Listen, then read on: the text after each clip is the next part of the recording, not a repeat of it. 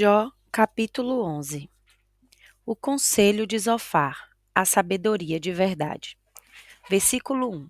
Foi a vez de Zofar de Naamate se pronunciar.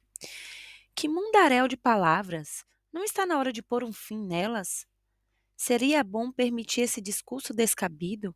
Acha que pode continuar falando sem que digamos nada? Acha que vamos tolerar seus insultos e zombarias calados? Você alega: minha doutrina é perfeita e minha conduta é impecável. Ah, se Deus mostrasse uma fração da mente dele e dissesse o que pensa de você. Desejo que ele mostre a você o que é sabedoria de verdade, pois a verdadeira sabedoria é bem cheia de complexidade. Mas esteja certo disso, você ainda não recebeu nem a metade do que merece. Você acha que pode explicar os mistérios de Deus? Acha que pode traçar um perfil do Todo-Poderoso? Deus é muito mais elevado que sua mente, mais profundo do que pode compreender. Ele se estende além dos horizontes da terra, é muito maior que todo o oceano e mar. Se ele ordenar que o prendam ou arrastá-lo para o tribunal, o que poderá fazer? Ele percebe de longe a mentira e reconhece a maldade à distância. A Deus ninguém engana. Assim, o ignorante só será sábio no dia em que a mula aprender a falar. Busque a Deus. Versículo 13. Mas fique tranquilo. Se você abrir o coração, pedir ajuda a Deus e para Ele estender as mãos, se limpar das mãos o pecado e recusar-se a escolher o mal em casa, você poderá encarar o mundo sem sentir vergonha e andar seguro sem medo nem culpa. Você se esquecerá das suas angústias, elas não passarão de vagas lembranças. O sol vai raiar e brilhar para você, e toda sombra será dispersa ao romper da manhã. Confiante de novo e cheio de esperança, você descansará. Olhará em volta e desfrutará toda a segurança. Bem acomodado e sem grandes preocupações, você será procurado por muitos por causa de tanta bênção. Mas o ímpio não verá nada disso. Continuará descendo ladeira abaixo, sem ter para onde ir, sem esperança, apenas a morte certa. Abrindo um parêntese e fazendo uma reflexão sobre essa parte desse capítulo, Zofar foi o próximo a falar contra Jó. Né? Ele fez o papel de um moralista piedoso.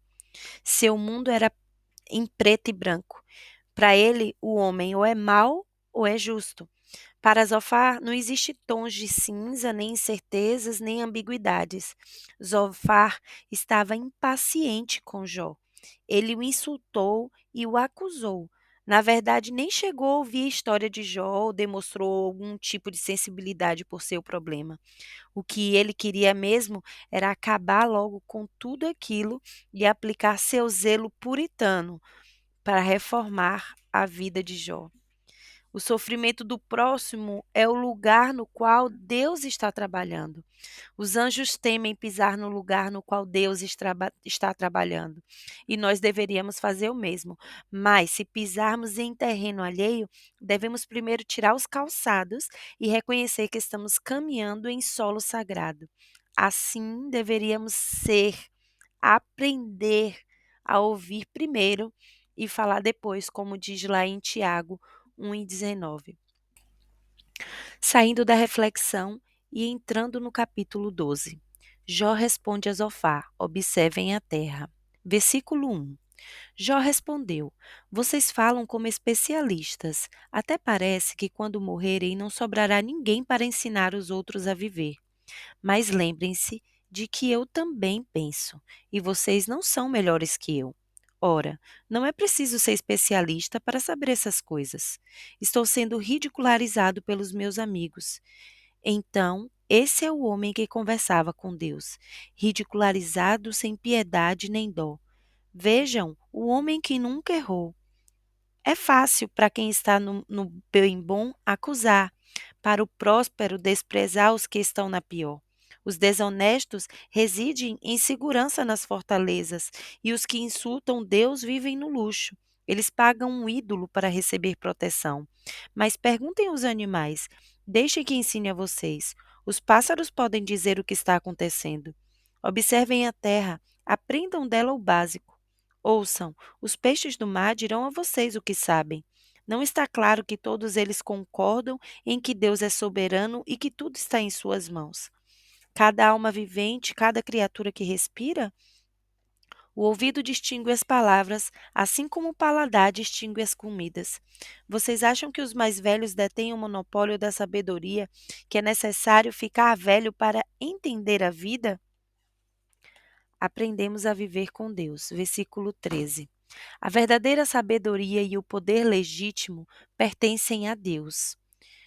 Com Ele, aprendemos a viver e por que viver. Se Ele derruba alguma coisa, é para valer. Se Ele prende alguém, não tem escape. Se Ele retém a chuva, prevalece a seca. Se Ele libera a água, e a tudo inunda. Poder e sucesso pertencem a Deus. Tanto o enganado como o enganador devem responder a Ele. Ele despe os especialistas de suas credenciais, expõe os juízes como tolos sem critérios, ele desnuda os reis das vestimentas luxuosas e amarra um trapo em volta de sua cintura. Ele despe os sacerdotes dos seus mantos e demite altos oficiais de seus cargos. Ele faz calar a voz dos sábios e dos cidadãos tira o bom senso e a sabedoria. Ele despreza celebridades e desarma forte e poderoso. Ele ilumina o que está escondido em lugares profundos e escuros e converte a densa escuridão na luz do meio-dia. Ele faz nações surgir e se extinguir, faz crescer um povo e dispersam. Ele tira a razão dos líderes do mundo e os faz andar por terra sem rumo. Eles tateiam no escuro, cambaleando como bêbados. Capítulo 13. Vou apresentar meu caso a Deus. Versículo 1. Sim, vim com os meus próprios olhos, ouvi com meus ouvidos e compreendi tudo isso. Tudo que vocês sabem, eu também sei, e, portanto, não sou inferior a nenhum de vocês. Vou apresentar meu caso diretamente ao Todo-Poderoso. Agora vou recorrer a Deus. Já o apresentei a vocês. E o que fizeram? Só me detonaram com mentiras. Vocês são um bando de charlatões. Não são de nada. Se ao menos ficassem calados, demonstrariam atitude de sabedoria. Ouçam agora, enquanto apresento meu caso, considerem meu ponto de vista. Ou vocês vão continuar mentindo em nome de Deus, inventando histórias para defender Deus. Por que vocês tomam partido dele? Acham que ele precisa de advogado de defesa? O que aconteceria se vocês estivessem no banco dos réus? Suas mentiras até convenceriam o júri, mas e a Deus? Ele interveria imediatamente se descobrisse parcialidade em seu testemunho. O esplendor dele não deixa vocês em pânico? Não tem medo de mentir tão descaradamente diante de Deus? Suas declarações são sabedoria de Araque, que mereciam ir para a sarjeta. Então, segurem a língua enquanto falo.